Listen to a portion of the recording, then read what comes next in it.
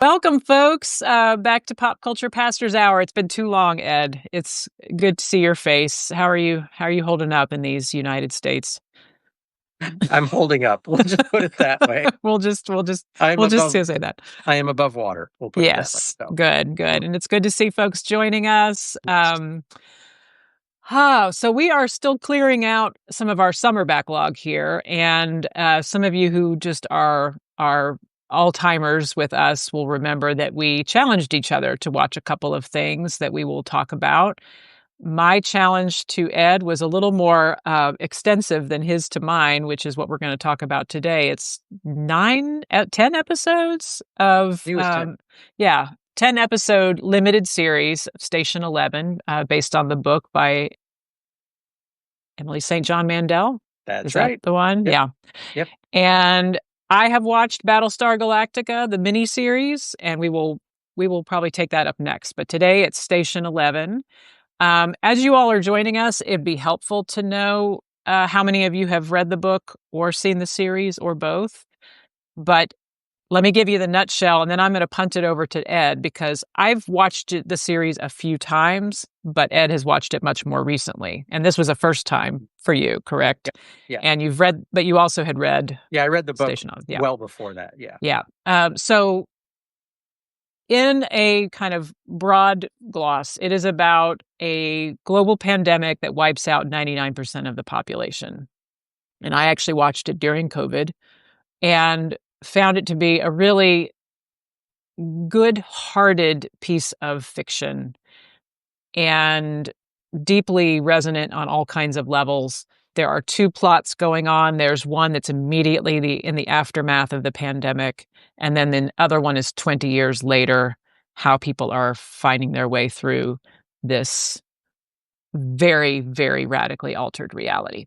So that's what we're about here today. And I just want to first ask, like, what did you think? What are your impressions? Like, how did I do okay with this assignment? Absolutely. Yeah. Yeah. I'd read the book a while back actually, and I think I've read most of um of her books as Mhm. well. Um, and it was one of those that like I remember loving it, but it didn't really sit deep, for a long time. It was like I read it and was like, okay, that was good, kind of thing. Yeah. Um, the show was more resonant for me. Um, and maybe that's just because of the nature of seeing something and the fact that it's fresher because it's been several years since I read the book. And so Mm. as I was watching the series, there were like these little flashes of like, oh yeah, I remember that. And I remember that. And I remember that. And going, wait, was that in the book? I don't, so there's Yes. this, so it was an interesting thing that it wasn't something that, for example, other books, like my favorite novel is A Prayer for Owen Meany. Mhm. And, when they came out with Simon Birch, yeah, like, Sigh.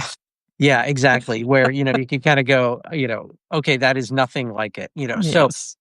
there was that for me. So in a lot of ways, I was engaging it mostly from, I think, the TV show as opposed to how it connected with the book Mhm. so much. So Yeah. um, it was interesting for me also watching it, having also just continued to make my way through HBO's other post-pandemic apocalypse series, The Last of Us, which is, Yes. shall we say, different. Yes. Still haven't jived onto that one. So Yeah. So, which is incredibly violent Mhm. and very zombie-ish. Yeah. And um, so with this, yes, there's violence within it, but it wasn't like a horror type of thing. There wasn't Mhm. that level, that kind of horror, zombie Yes. horror or something. Right. So yeah, that to me is what it was, just more of like, it felt more grounded. Mm. That's well And said. I Yes. think, given the fact that we all lived through a global, let me rephrase that. many, it wasn't a 99% Mm. fatality rate pandemic that we just went through, but Yeah. we all, we experienced the reality of what a global pandemic Hmm. does. Yes. Yeah. That Yeah. there was some resonance on that from that side too. I'm curious, just before we dive further into Station 11, did you watch The Leftovers? I did not. No. Okay, that's a Damon Lindelof show, as I recall, who did Lost, one of my all-time favorite series. And I think I watched like 2 episodes of it, and my family who really got me into Lost, my siblings, were like, "We love The Leftovers also," but like my sister would say, I'd watch an episode and then I have to go several days before watching the next one. I think it's intense. But it Mhm. it kind of feels, my kind of taxonomy is that it's somewhere in the middle between The Last of Us and, or maybe it's maybe more Last of Us-ish than Station 11, but it did have that kind of dystopian, kinda end of the world sort of vibe. But anyway, for those who are watching, if you like this genre, that is also out there, and I've heard good things about it. Maybe at some point I'll take it up again. I feel these kind of plots really intensely, so I do have to go advisedly into them, and that's why I haven't picked up The Last of Us. And Station 11, there's just something about I think you put it well that it's grounded, like, they just calibrated it right in terms of there is gore, and I mean, there's violence, Kirsten, there's this tussle with the what do they call the bandana mob, whatever, in the more in the 20 years later plot. Um, there are these factions that kind of will sometimes fight each other, and that's rough, but it also felt realistic that there's just kind of an anarchy and people, it's tribal, I guess. You just have these kind of factions that are trying to survive, and Mhm. that feels realistic. Yep. So we shared together, some in our notes, some themes, but I'm just going to throw this at you. I haven't sort of, so if you don't have an immediate answer, it's okay. But I'm curious if there are images from the show or scenes that kind of haunt you or that kind of really stick with you. And if you need a minute, I can share a couple of mine, but there are just still some that I think about all the time. I the one that I don't know if it's not as much an image, it's a sound. It Mm, was early the very opening scenes where they're in the theater mm, and knowing what the show is, yeah. hearing coughing Yes. Yeah. and thinking like, "Huh, like, is the flu circulating in that Mhm. space Yep. already?" It's already there. Yeah. Um, and that all these other things that, so yeah, so it's not my immediate wasn't the image, it was the sound. Oh, It was that that's coughing. great. Yeah, Yes. Yeah. That's still, yeah. and do you still like now, I mean, we're in cold and flu season and COVID and stuff. I mean, I remember being on planes. I still, to some extent, when I'm on a plane and I hear somebody coughing, I go back immediately back to that Yep. visceral feeling of, do I need to put a mask on? Is there a mask on? All of this. And I'm not a really very meticulous masker at this stage of things, but in certain situations I still will use it. And yeah, I love that you went to a sound. I The one that just comes first to mind, and I actually preached on this one time. I put this in a sermon, and you're so we've talked in these conversations about it's challenging to preach on something that not everyone has seen, and sometimes it's like the setup just, may not be worth the payoff, like not enough what did they say? Not enough juice in the squeeze. But this one I thought was worth doing. It's one of the immediately post-pandemic scenes where Frank, who is the brother of Jeevan, who's one of the central characters, has found this little loop of, hey, it's a sound also, actually, this little loop of recording that he then turns into, he loops it and he ends up rapping A Tribe Called Quest. And he says, because their electricity's off, the grid has failed, they're trying to stay warm. And he's like, I know how we can stay warm. and then he starts rapping and they start dancing together.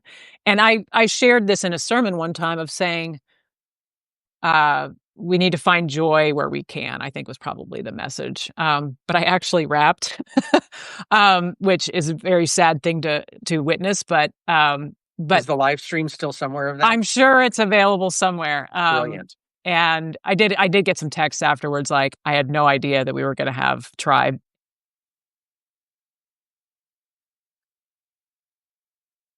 I mean, that's one of my catnip things of, like, joy in the midst of just the absolute worst circumstances. And, little Kirsten, who's this little child that they've kind of adopted by default because Jeevan kinda gets stuck with her in the very first episode. She's smiling, she's dancing, Jeevan's kind of dancing. Frank has some kind of, one of his legs, like he walks with a cane, but he's kinda dancing too, and it's just this little bit of joy. And especially watching it the second time through when you know what's gonna happen to Frank, who he's not gonna make it. He succumbs to a terrible, violent kind of end. But I just love that. And maybe that's the next question that I'd wanna ask you is, like, what's the show about for you? I mean, for me, that encapsulates one of the things I think it's about, which is just finding joy, and that beauty is what saves us in the end. But what would you say is kind of the theme or the point? Yeah, related to that. When I was watching it, I think let me look on my notes here. I think it was like episode 2. Um, I sent you a text and said, "Hey, do you happen to remember what was written on the side of the truck?" Yeah.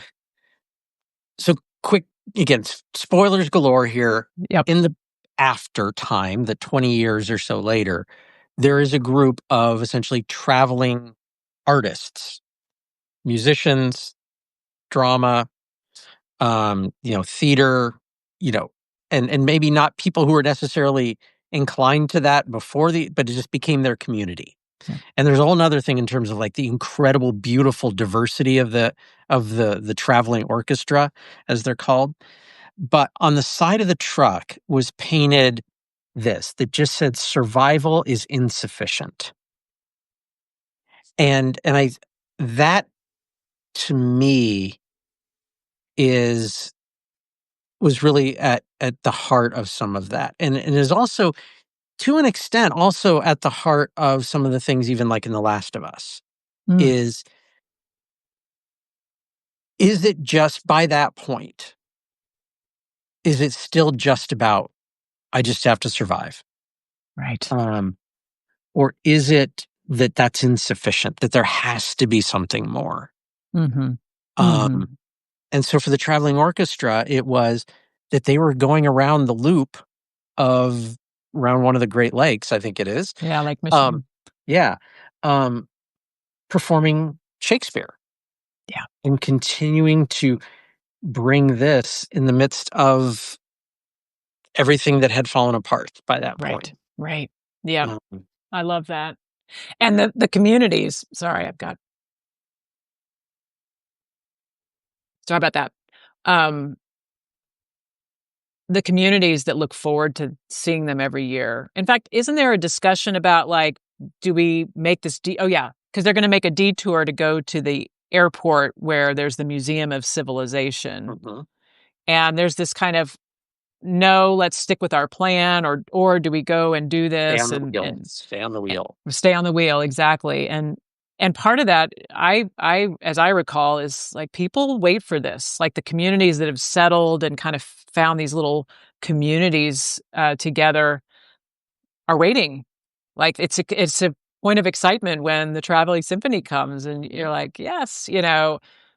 So it's survival is insufficient, and beauty is part of survival, because it's what kinda keeps us going emotionally and mentally, and so they don't just do it for themselves.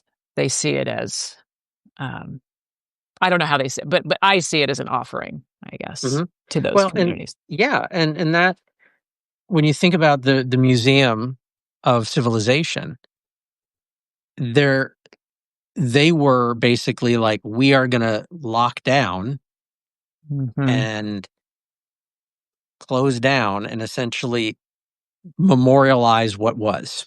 Right. And so there was that contrast to something that was out in the open, that was Mhm. moving.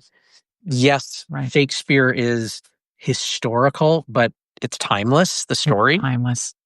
and that they're continuing to bring this beauty, and that one of the huge points of contention that comes in is, where can the symphony perform at this place? Right. And what will that do? I had Right. not made the connection, and I would wanna go back and look at what they have in the Museum of Civilization, but it is a lot of modern artifacts, right? I mean, would they even have an 8-track player, or things that, I mean, sort of from our lifetime, but, like, it was very of the moment. Yes. So it's not a museum of civilization, it's a museum of, like, a frozen in time. Yeah. Like, this is what we had. I mean, I again, I would wanna go back and look, but I think I'm right because I hadn't thought about the contrast to Shakespeare, this centuries-old body of work. And for those who haven't seen the show, I mean, there's a little bit of tension within the Traveling Symphony of, like, some people are like, "Why do we always have to do Shakespeare? Can't we do something else? Can't we write our own stuff?" And people are like, "No." The totality, I mean, and I'm English major, took 2 semesters of Shakespeare. The totality of human experience is in that body of work. At least that is their argument, and I think it's not a bad argument. I like that I like that literature's expanded to include people, a more diverse kind of menu, but it's all there. It's like the Psalms, like Mhm. human experience is all reflected there. So, Well, and that actually leads to something that kind of was floating in my mind as I watched, knowing that you're an English major, because me and Shakespeare have never had a great relationship. fair. Um, and so I wondered how much was lost on me Mm, as I mm, watched this, because I mean, there are definitely some ways in which the scenes are set up where the Shakespearean story that's being told is mirroring yes. something of what's going on. And so Right. I did feel a bit as I watched it like, I am probably not getting something here, Yeah. because Yeah. I know of Macbeth. I don't Uh-huh. know Macbeth. Yes. Yes. Remind me when they actually do the play at the Traveling Symphony and Tyler is with them at that point, Yes. right? Yes. Are they doing Hamlet? They are Do they doing do Hamlet. Okay. Yeah, so Hamlet, you have that conflict with the the father and mother, and so that very much the subtext becomes text there of, like, Tyler. So Tyler was a little boy when the pandemic happened. He goes off, uh, and that's an interesting plot I'd like to unpack with you because he sort of becomes this Pied Piper to these children who were born since the pandemic and builds up this whole story, and mythology with them, but his mother ends up being at the airport, and so he's, part of this production of Hamlet. If you remember Hamlet, Claudius and, Hamlet's mother, Gertrude, like, Gertrude, Hamlet's father dies, and then she ends up marrying his uncle, I think. It's been a while.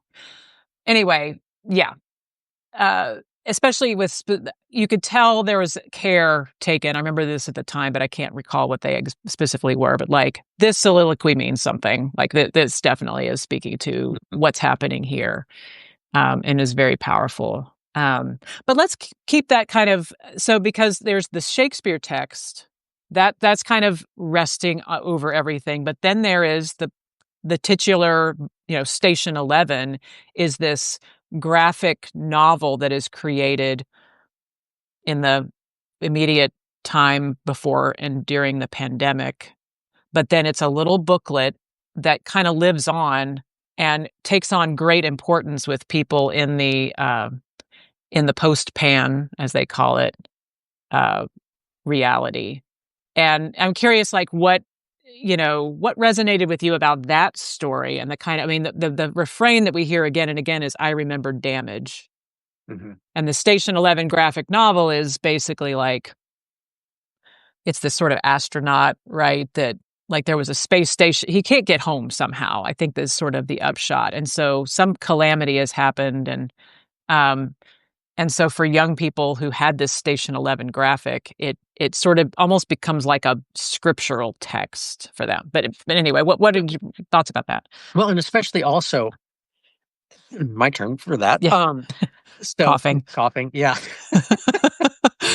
checking my temperature. Okay. Yes. Um, um, that there was actually also it was a limited thing. There was only, I Right. think it was 7 copies that were made. I think is Mhm. something like that. This wasn't, Marvel that printed tens of Right. thousands of copies that, Yeah. and so I saw that as what became essentially scripture. Mhm. That um and that there is this human, and this goes to the whole thing of like, again, survival is insufficient. What's the meaning? Why is there what is the meaning to my day to day? What is the meaning to why we're doing this traveling symphony thing and why we're Mhm. doing Shakespeare every time? And what's the meaning behind us making this museum of civilization to try Mhm. to memorialize? Because, yeah, there's Game Boy in there. There was a boombox. There was Yeah. a laptop. Like there was a lot Mhm. of. I mean, it was stuff that would have been in the airport. Yep. Basically. Yeah. Um, and so, yeah, I saw that as that it was this finding of meaning, Mhm. and that of what we as human beings do, and Yeah. historically, archaeologically, that's what we as Mhm. human beings have done from day one. Yeah. Whether it's sitting 2 stones up on top of another and saying, "This is my God," or Mhm. taking a text that, has been passed down over thousands of years and saying that this is God's inspired word breathed to us and da da da Right. da. So, Yes. um, yeah, Yeah. that's how I saw that, was just this, and maybe that's a deeper subtext of the whole thing of how do you continue to find meaning and Mhm. and beauty and everything else that's in there, um, and that it's not enough just to survive. Yeah. Yeah. Yeah. Yeah, I've had this quote kicking around for many months now from Richard Rohr, who says, he was kinda commenting on our sort of therapeutic culture, and how, we gravitate toward, something's going on in my life, I need to figure out what it is and to define it. And he's not anti-therapy, he's not anti-mental health treatment at all, but he says if we don't mythologize, all we can do is pathologize. And the idea behind that is if we don't understand ourselves as part of a larger story, we will just kind of focus on our own little slice of my life and what's wrong with my life, and think about it in terms of the world gone wrong, as opposed to, or maybe in addition, that, I mean, you and I are part of the Christian tradition, so I find it very grounding, to use a word you've used, to think about even the things we're facing right now in our world are not that new. It's tragic that in some ways we just can't learn. We have to relearn the same lessons over and over again. I am preaching this Sunday on Daniel in the lion's den, and please say a prayer for me as I try to do that faithfully, because it's about a king who, his followers, his kind of inner circle, make him pass this rule that people need to worship him, right? And if you don't, you're going to get thrown to the lions. And Daniel's like, "No, you're not my God. The God of heaven is my God, Yahweh, the God of Israel." And so that's fun to think about how to preach on Sunday. But the idea that everything that is happening is in some ways just baked into the human condition is maybe discouraging in some ways, but it's also deeply grounding Mhm. because we can go back to those stories and find some Well, purpose and meaning. so to go back to another quote from the show, Um, and I didn't write down episode 2, kind of my notes. I had things listed as episodes, and then my guess is it's in episode 3 because I didn't list it as episode 2, and that was kind of where I stopped listing which episodes. But when uh,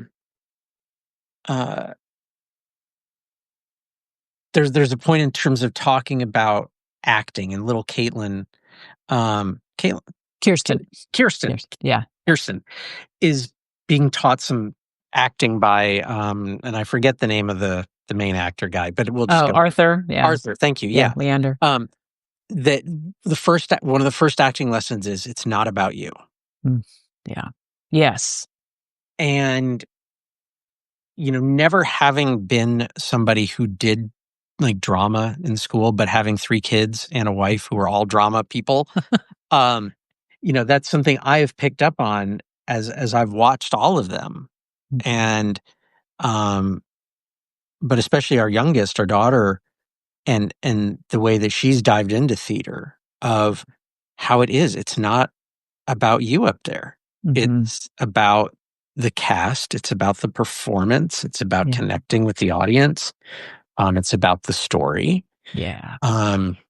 So yeah, there's that universal lesson in there. Right. It's And that relates to the Richard Rohr quote too, right? Because part of pathologizing is like, what's up with me? Like what's going on in my kind of ego-driven bubble? And again, we would not have made it through the last several years in our family without really robust mental health support. But part of that too is putting yourself in context, I guess. And so, yeah, it's not about you.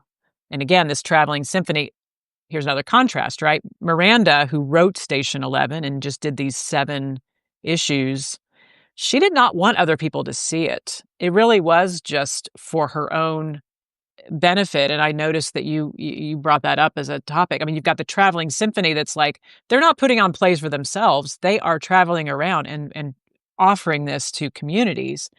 And Miranda is experiencing art in a different way, which is, I just do this for the pleasure. I mean, I'm presuming. I think this is her motivation.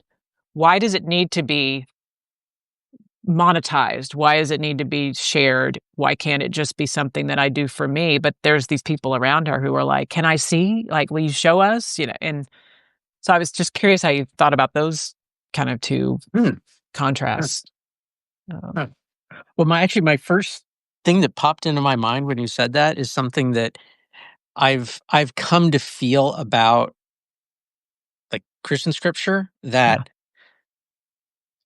for example, the Apostle Paul, he's credited with writing most of the books in the New Testament, most of them are being letters to churches. And I've wondered, like, if I could go back in time and sit down with Paul and say, "Hey, Paul, your letters that the letter that you wrote to Corinth, or that letter that you wrote to Ephesus, 2,000 years from now, that's going to be considered on the same level as Exodus, the Torah." Yeah. My guess is Paul would be like, "What are you talking about?" What a great point. Yeah. That he's like, probably was like, I was trying to figure this thing out and trying to help these people in Corinth try to figure out how to get along. Yes. I wasn't intending this to be like holy scripture, So I feel that way a bit with Miranda, that she had this thing that she was doing for herself that was meaningful for her, and that she wanted to give and have meaning for others. And my guess is, had Miranda survived the pandemic, that, if she showed up sometime down the road and found that some communities essentially being made that their scripture, I think she'd be like, "You all are crazy." Right. Yeah. Yeah. So Yeah. Which yeah. makes me wonder if Shakespeare could somehow be resuscitated and see 500 years later, like what his response would be. I mean, I think that those plays were put on multiple times in his life. So it's not like, well, I wrote this play for this particular company and then it's done. I do think there was a sense of canonizing those words. But yeah, so what do people who create things. I mean, you've probably had this experience. Just this week, somebody said, "I've been thinking a lot about your sermon, blah blah blah," and quoted a little bit of it. And I was like, I don't even remember when I said that. Like, I ended up looking it up. I was like, oh, I found it now, and it was 2018. Of course, I don't remember that. Mhm. You don't know what's gonna stick with people, and that's the other. It's not about you. Is you just put it out in the world and hope that it speaks to someone, maybe just that day, and they never think about it again, which often happens with sermons. Yeah. Which usually that's the norm, actually, I think. More often, it just is the meal that feeds you, and then you go on. But Mhm. yeah. Yeah, and it's this thing you put out to the world, and once you put it out to the world, you lose control over it. Did Um, I hear Scout? you did, yeah, Scout is wandering around. Yay. So, Where's my girl? there's Scout. Hello, Yep, Scout is here. it's nap time. Yay. So, I love it. um, yeah, so in a sense, Yeah.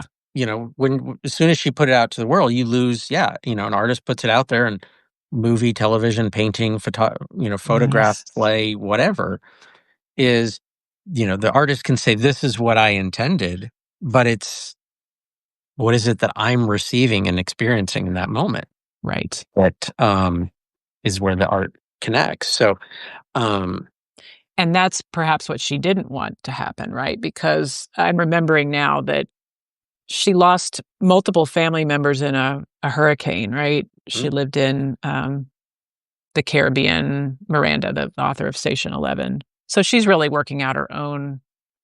And maybe that's part of it too, is it's a therapeutic process for her to tell this story. I remember Damage, this solo astronaut that's looking at this wreckage of the space station or the planet. I cannot remember. And in some ways are kind of vague about the details of Station 11. But in the 20 years later, you see people pouring over. I mean, Kirsten, the first time we see grown up Kirsten, who's part of the traveling symphony after being this little child actor in the pandemic kind of, I mean, she's just lovingly looking at it, almost like sort of caressing these pages. yeah, Um, and how important those stories are. And as people who are grounded in stories. I mean, that's why I love this kind of literature because mhm.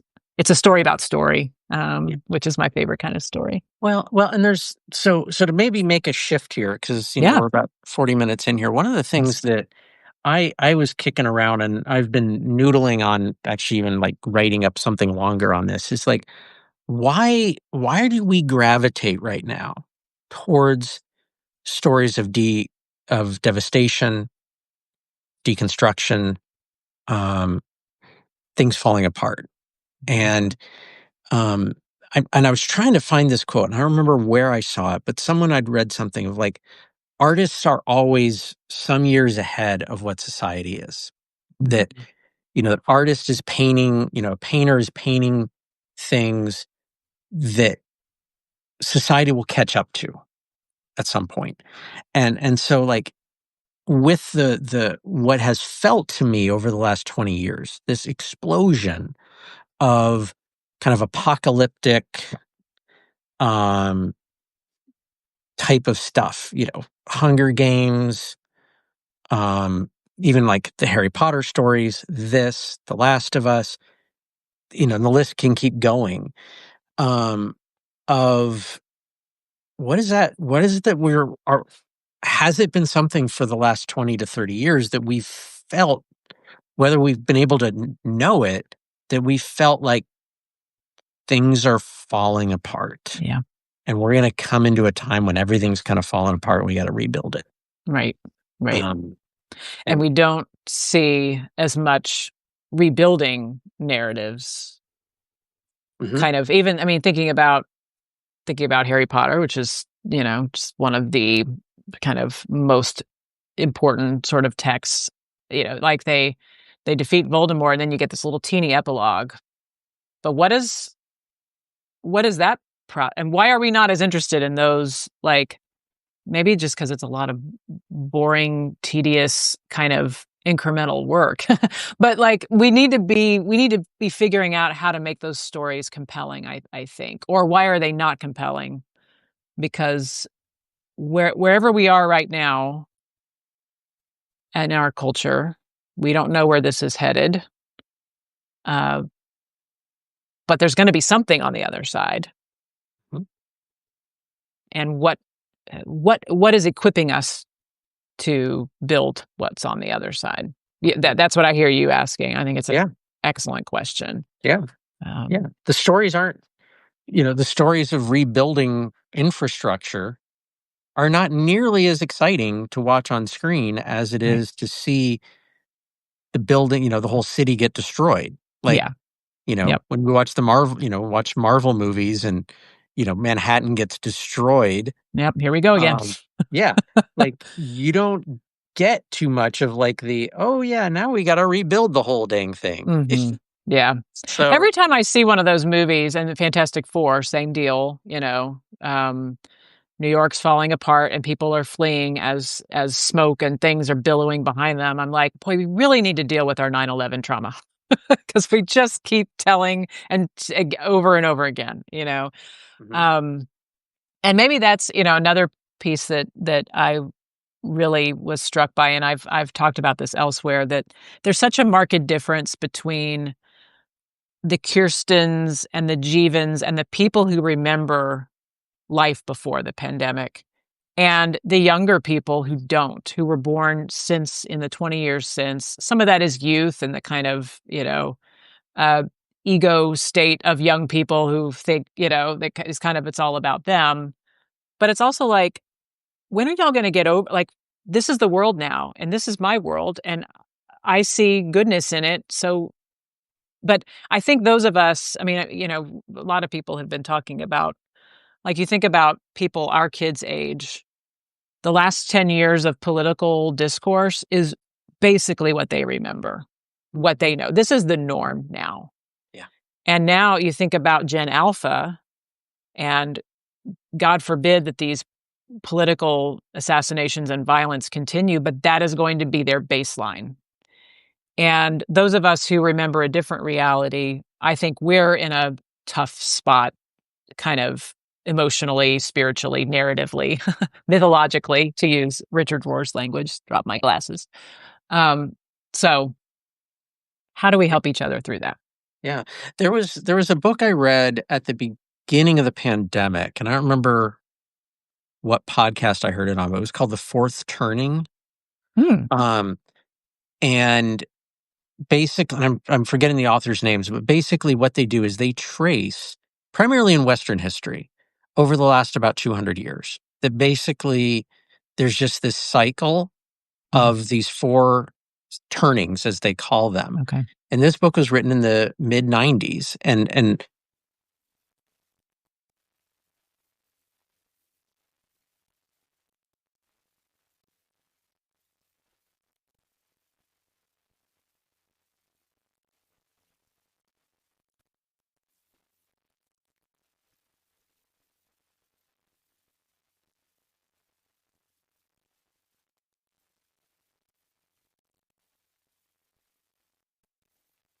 Yep. and they said, it's been the last crisis, back in was they listed as kind of the World War II period. Go about 80 years, boom, here we Here we are. are. And it's it's profound. It is really profound, and it does feel like some of Mhm. that. And Yeah. so, yeah, what about those people who those kids who were born, like my kids, my our oldest ones were born in 2004, so Mhm. they never knew a pre 9/11 world. Yep. Um, but they know the what life was prior to March of 2020. Mhm. Yep. And they know that, we literally 3 weeks before everything shut down in 2020, we were at Disney and just sort of like every day, everything's fine, Disney. And then 3 weeks later, poof, and I'm just kind Yeah. of like reeling at the parallel life thing because we also, I don't think it was 3 weeks before. I think it was the end of January. So it was maybe Mhm, 5, 6 weeks before. But yeah, we were mhm. at Disney also. Yeah, yeah. Um, so so Mostly and Harry Potter World, which we had never visited before. We yeah, did more of that than Disney at that during that visit. But yeah. yeah, That that they so they know, like, this real stark contrast even just in that, yes, yeah, how many years afterwards, what was the first time they went back to an amusement park? hmm And, yeah, those things. So, there's one other thing I wanted to do in the story, and yeah, this is there was, like, this one-off episode that I thought was beautiful, yep. I'm kinda throwing a curveball, we didn't have this in our notes, Do it. but, yeah, so it's the story of sort of, like, Jeevan finding himself. Yep. And so just quick background for those who haven't watched, again, spoilers galore. Jeevan has a lot of issues when we first meet him, anxiety, all kinds of stuff. And basically, he bails on Kirsten Yeah. after they've gone to this cabin and so forth. And there's other stuff with that, but the story has him finding this essentially enclave of pregnant women Mhm. and him initially saying, "I'm a doctor," which is what gets him in the door. Um, and then realizing pretty quickly, both them and he, no, he's not a doctor. And these women many of them are pregnant and they need someone who's going to help deliver these babies. Yep. Um, and so so first of all, just a quick funny story. I watched most of this while I was running on the treadmill at Planet Fitness. And there is one part of that episode where, I mean, it's a full-on shot of the baby being born, and there's a woman next to me who I kinda like, you kinda glance at things, and you could tell that she was just kinda like, "What?" I was like, "Awkward." Um, so Amazing. I should have probably been thinking about that, but I was so engaged in the episode, I wasn't, but Yeah, anyway. right. So, I just again, there's that beauty. Like, Yes. they're still Mhm. trying to find Yes. life. Yeah, that I absolutely love that episode, and there are just the visual design of the show is so beautiful because they're in a like a convert it looks like a TJ Maxx. Like, I don't know what it's like a low rent department store, and they've got these beds set up, and it's just kind of a makeshift, like, everybody came together and we're just making do. And that to me was just gorgeous also because they're not in a hospital. They're not even in a birthing center. They are in an old store that is just kind of safe enough and secure enough that they can gather and because I can't remember now. I mean, they all give birth at the same time. So there's a little bit of like that like women's cycles kind of get into alignment when they live together. And so he's kinda running from, person to person trying to help them, and the music is amazing. It really encapsulates the themes of the show too, of, like, survival is insufficient, that there's this kind of beauty in just showing up in the ways that you can, and that's what Jeevan does. Like, there's somebody there who has some medical training, and she kinda helps him learn a little bit, but basically, it's just being there with them, Mhm. just showing up and encouraging them and I remember one of them doesn't make it, so content warning for those for whom that's tough. But then there's all these new babies, Yeah, you that know? life continues, Right. and life finds a way. Um, Exactly. you know, Yeah. So throwing some Ian that's yeah. Malcolm from Jurassic Park there. Exactly, Um, exactly. I love I it. just I loved having that episode in the Mhm, middle of everything else that just sort of was like, in a sense, and it does bring in how Jeevan shows back up later in the season. mhm. But Yes. I loved, like, this moment,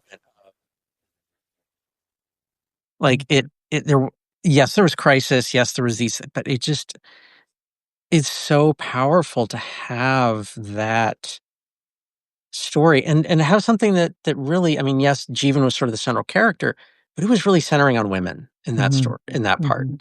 Yep. And because I think other than Jeevan, it was all women in Right. this, and that they'd survived.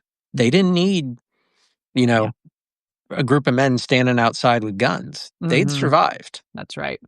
And doesn't one of them kind of uh, capture, for lack of a better word. I mean, they grab Jeevan and bring him back. Am I remembering that right? So it's sort of like Mhm. they knew about him because there's a little bit of like there's ham radio stuff going on, so people are talking to one another. So they kind of knew about him, and they don't explain it too much in the show, so maybe it doesn't hold up to scrutiny. But like they know where he is. They come and grab him. And they're like, "We need your help. We need your medical expertise." And he's like, "Oh no, Yeah, because I'm he'd in said over on my the ham head." radio that he was a Yeah. doctor, Right. Right. and they're like, "Oh Yeah. my gosh, Oh doctor!" my gosh, okay. But Yeah, I love that episode, and there's a couple that, like, I've watched it through a few times, the series, but there's a couple that I'll just, like, pop that one in, and that one is a great standalone. It's, really, really lovely. Yeah. yeah. So much more we could say about this. I'm happy to leave it there, but is there anything else that you're dying to share? So I love that. I'll put this as a let me just so Marianne, you had just written a thing in our notes, I think, of that the show was lauded as a quote kind piece of fiction Yeah. amid a brutal reality. Mhm.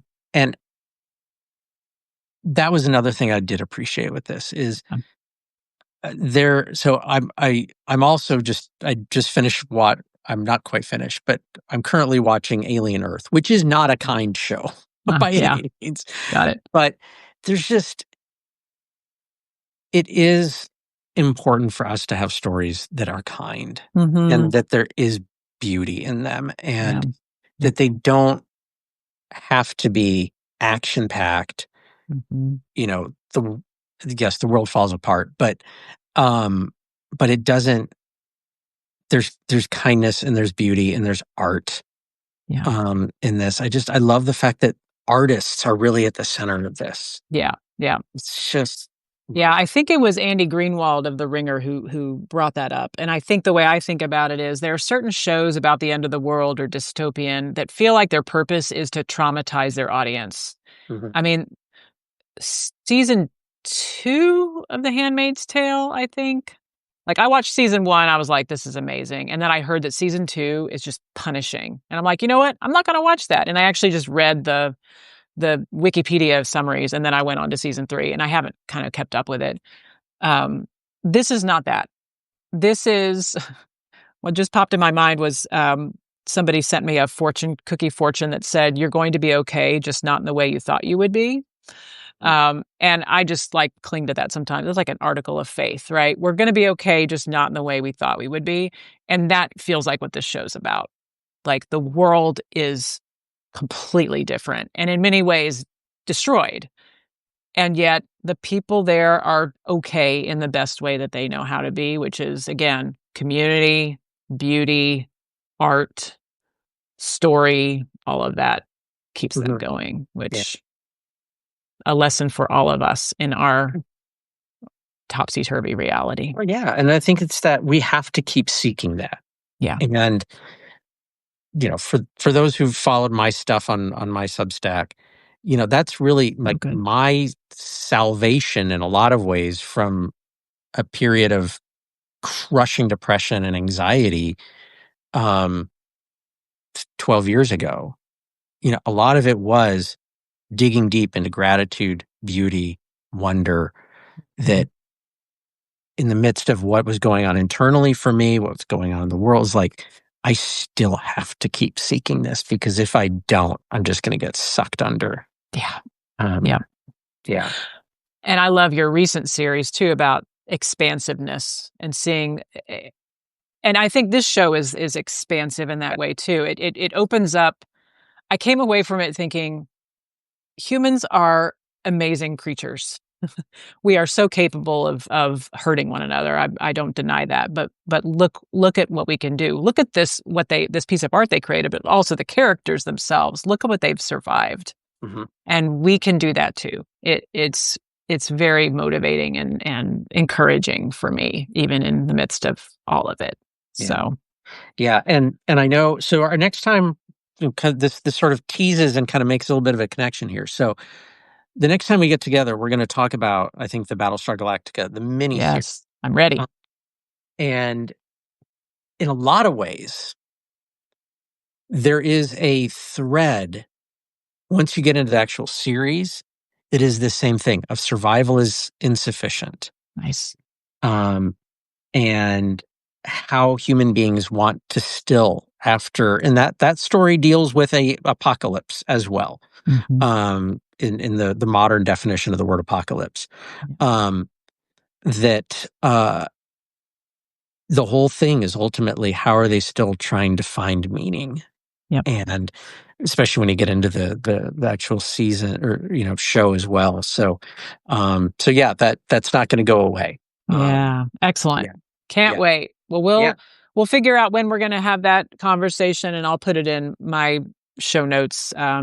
This whole conversation will be posted later on both of our Mhm. Substacks, and, thank you to everyone who joined us for this, and those who just now joined. You can watch the replay later, and Ed, thanks for the conversation. I needed it this week. Yes, absolutely. Just a So, quick note, we didn't mention this at the beginning. The show streams on HBO yep. Max or HBO or whatever it's called now. What are they calling Um, it? Right. yeah. So, but the book is also beautiful. The book is just Yes. Yeah. tremendous. So, Did you read Sea of Tranquility? That's yep. a more recent. I liked that book better than Station 11 book. Mm, So for people who like this kind of, it's a similar kind of, I don't know if it's optimistic, but there's kind of a hope definitely. punk, as I like to say. Yep. So Oh, yeah, oh, it's a good okay, one. I like that. So cool. All right. Thank All you right. everyone for Thanks joining all. us. We'll see you next time. See ya. Bye Bye, bye. Ed.